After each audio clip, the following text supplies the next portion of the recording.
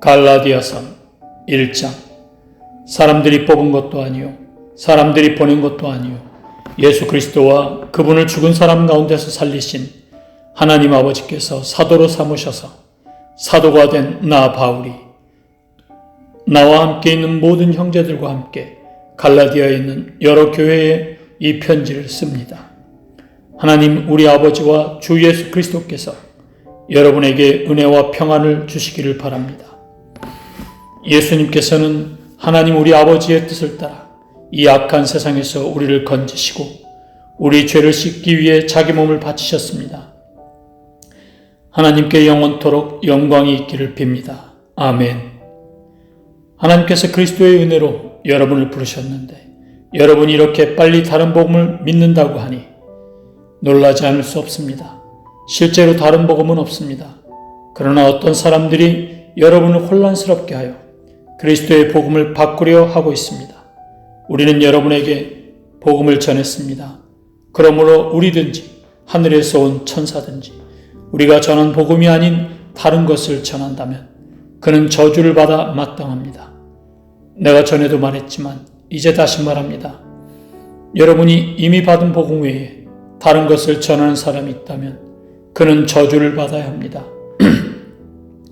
내가 사람의 마음에 들게 하려는 것처럼 보입니까? 그렇지 않습니다. 나는 오직 하나님의 마음을 기쁘시게 하려는 것뿐입니다. 내가 사람을 기쁘게 하려고 한다면 나는 그리스도의 종이라고 할 수 없습니다. 형제들이여, 내가 여러분에게 전한 복음은 사람들에게서 나온 것이 아니라는 것을 알기 바랍니다. 그것은 내가 사람에게서 얻은 것도 아니고 사람에게서 배운 것도 아닙니다. 그것은 예수 그리스도께서 내게 보여주신 것입니다. 여러분은 내가 어떻게 살아왔는가를 들었을 것입니다. 나는 유대교에 속한 사람이었습니다. 나는 하나님의 교회를 몹시 박해했을 뿐 아니라 아예 없애버리려고까지 계획했습니다. 나는 나와 나이가 비슷한 다른 유대인들보다 더 열심히 유대교를 믿었습니다. 또한 그 누구보다도 조상들의 전통을 지키는 데 열심히 했습니다. 그러나 내가 태어나기 전부터 하나님께서는 나를 따로 세우셔서 은혜로 나를 부르셨습니다. 그래서 나에게 하나님의 아들에 관한 복음을 이방인에게 전하게 하시려고 하나님께서 그 아들을 내게 보이셨습니다. 하나님께서 나를 부르셨을 때에 나는 어떤 혈육을 통해서도 가르침이나 도움을 받지 않았습니다. 나보다 먼저 사도가 된 사람들을 만나기 위해 예루살렘으로 올라가지도 않았습니다. 오히려 나는 곧바로 아라비아로 갔다가 다마스커스로 되돌아갔습니다.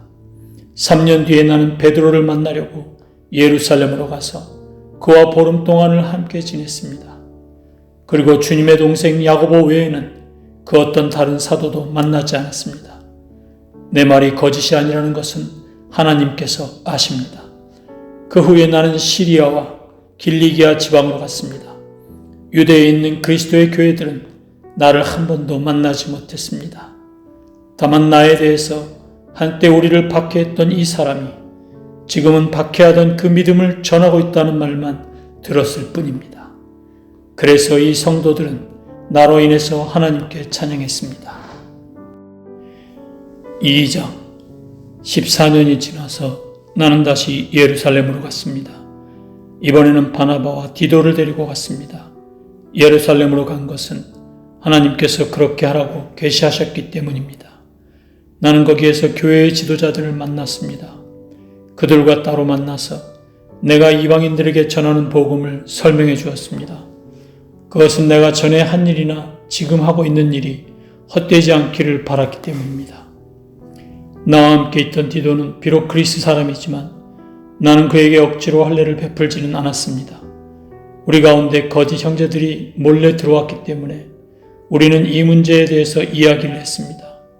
그들은 우리를 다시 율법의 종으로 만들고 그리스도 예수 안에서 우리가 누리는 자유를 엿보려고 정탐꾼처럼 끼어들었습니다.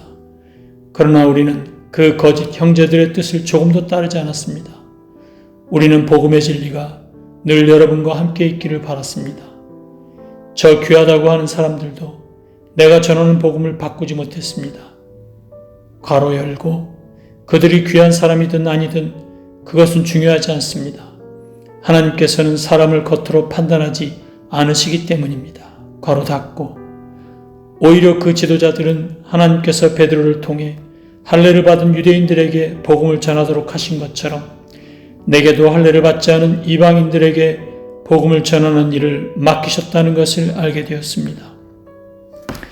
하나님께서는 베드로에게 유대인을 위해 사도로 일할 권리를 주셨고 내게는 이방인을 위해 사도로 일할 권리를 주셨습니다. 지도자로 인정받던 야고보와 베드로와 요한은 하나님께서 내게 주신 특별한 은혜를 깨닫고 바나바와 나를 인정했습니다. 그리고 그들은 바울과 바나바여 그대들은 이방인에게 가십시오. 우리는 유대인에게 가겠습니다. 라고 말했습니다. 그들은 우리에게 한 가지, 곧 가난한 사람들을 기억해달라고 부탁했는데 그것은 사실 내가 힘써 해오던 일입니다. 베드로가 안디옥에 왔을 때 그가 잘못한 일이 있어서 내가 그를 대면해서 나무랐습니다. 베드로가 안디옥에 와서 이방인들과 함께 먹고 있는데 야고보가 보낸 유대인들이 오자 먹는 것을 그만두고 그 자리에서 물러갔습니다. 그는 할례를 받은 유대인들을 두려워했던 것입니다. 이처럼 베드로는 거짓된 행동을 했고 다른 유대인 성도들도 거짓된 행동을 했습니다. 심지어 바나바조차 그들의 거짓된 행동에 유혹을 받았습니다. 나는 그들이 복음의 진리를 따르지 않는 것을 보고 모든 사람 앞에서 베드로를 향해 베드로여, 당신은 유대인이면서도 유대인처럼 살지 않고 이방인처럼 살면서 어찌하여 이방인들에게 유대인처럼 살라고 합니까? 하고 말했습니다. 우리는 이방인, 곧 죄인이 아니라 유대인으로 태어났습니다. 하지만 우리는 율법을 따른다고 해서 의롭다함을 받는 것이 아니라 예수 그리스도를 믿음으로 의롭다함을 얻는 것을 압니다. 그래서 우리는 의롭다함을 얻으려고 그리스도 예수를 믿었습니다. 우리가 의롭다함을 얻는 것은 그리스도를 믿었기 때문이지 율법을 지켰기 때문이 아닙니다. 율법으로는 어느 누구도 의롭다함을 얻을 수 없습니다. 우리 유대인은 의롭다함을 얻으려고 그리스도께 나아왔습니다. 그리하여 우리가 죄인이라는 것이 밝히 드러났습니다. 그렇다고 해서 그리스도께서 우리를 죄인으로 만드시는 것입니까? 그럴 수 없습니다. 내가 이미 헐어버린 그것을 다시 가르친다면 그것은 틀림없이 내가 죄를 짓는 것입니다. 나는 율법을 위해 사는 것을 그만두었습니다. 나는 율법에 의해 죽었습니다. 내가 율법을 향해 죽은 것은 하나님을 향해 살기 위한 것입니다. 나는 그리스도와 함께 십자가에서 죽었습니다. 이제는 내가 사는 것이 아니라 내 안에 계신 그리스도께서 사시는 것입니다. 내가 지금 내 몸 안에 사는 것은 나를 사랑하셔서 나를 구하시려고 자기 몸을 바치신 하나님의 아들을 믿는 믿음으로 사는 것입니다. 나는 하나님의 은혜를 헛되게 하지 않습니다. 율법으로 의롭다함을 얻을 수 있다면 그리스도께서도 죽지 않으셨을 것입니다. 3장. 갈라디아 여러분들은 예수 그리스도께서 십자가에서 죽으셨다는 사실을 분명히 알면서도 남에게 속았으니 어리석기 이를 데 없습니다. 이 한 가지만 대답해 보십시오. 여러분은 어떻게 성령을 받았습니까? 율법을 지켜서 받았습니까? 아닙니다. 복음을 듣고 믿었기 때문에 받은 것입니다. 성령 안에서 살기 시작하다가 이제 와서 다시 자기 힘으로 살려고 하다니 여러분은 참으로 어리석습니다. 그렇게 많은 고난을 경험했는데도 그 모든 것이 다 헛일이었습니까? 그렇지 않기를 바랍니다. 여러분이 율법을 지켰기 때문에 하나님께서 성령을 주셨습니까? 아닙니다. 여러분이 율법을 지켰기 때문에 하나님께서 여러분 가운데서 기적을 일으키셨습니까? 아닙니다. 하나님께서 성령을 주시고 기적을 일으키신 것은 여러분이 복음을 듣고 믿었기 때문입니다. 성경에도 아브라함에 대해서 같은 말씀이 있습니다. 아브라함이 하나님을 믿으니 하나님께서 아브라함의 믿음을 받으시고 그를 의롭다고 여기셨다. 그러므로 여러분은 믿음으로 사는 사람이 참 아브라함의 자녀라는 것을 알아야 합니다. 또 성경은 장차 일어날 일, 곧 하나님께서 이방인을 믿음으로 의롭게 하여 줄 것을 미리 일러주었습니다. 이 복음을 먼저 아브라함에게 전했는데 그것은 모든 민족이 너로 말미암아 복을 받을 것이다 라는 성경 말씀과 같은 것입니다. 아브라함이 이를 믿으니 그 믿음 때문에 복을 받았습니다. 누구든지 믿는 사람은 아브라함처럼 복을 받습니다. 그러나 율법을 의지하는 사람은 다 저주를 받습니다. 성경에도 이렇게 적혀 있습니다. 율법책에 적혀 있는 것을 다 지키지 않는 사람은 저주를 받는다. 율법을 통해서는 하나님으로부터 의롭다함을 얻지 못한다는 것이 분명합니다. 성경에 이렇게 적혀 있습니다. 의인은 믿음으로 말미암아 살 것이다. 율법은 믿음에서 생겨난 것이 아닙니다. 율법을 지키는 사람은 율법으로 인해 살 것이다 라는 말씀도 있습니다.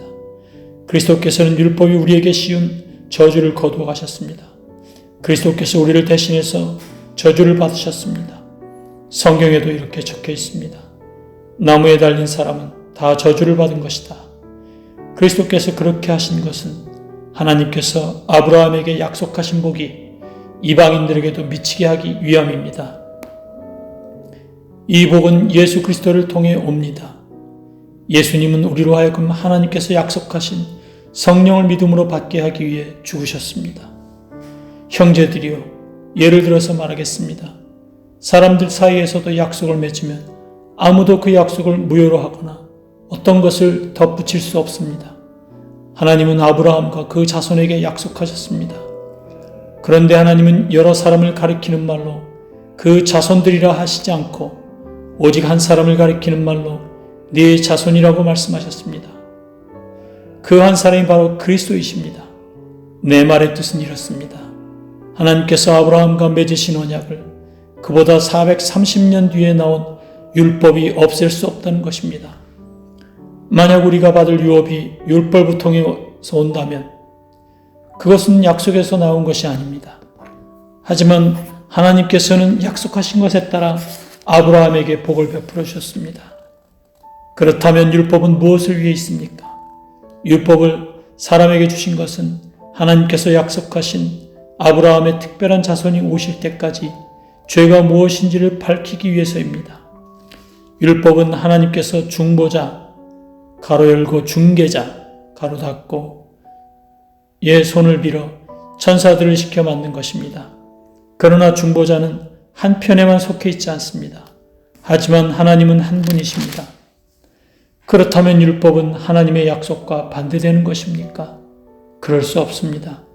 만약 사람에게 생명을 주는 율법이 있었다면 우리는 그 율법을 지킴으로써 의롭다함을 얻었을 것입니다. 성경은 온 세상이 죄에 갇혀 있다는 것을 보여주었습니다. 이는 믿음을 통한 약속을 주시기 위한 것으로 오직 예수 그리스도를 믿는 사람들만 받을 수 있습니다. 이 믿음이 오기 전에는 우리가 율법에 갇혀 있었습니다.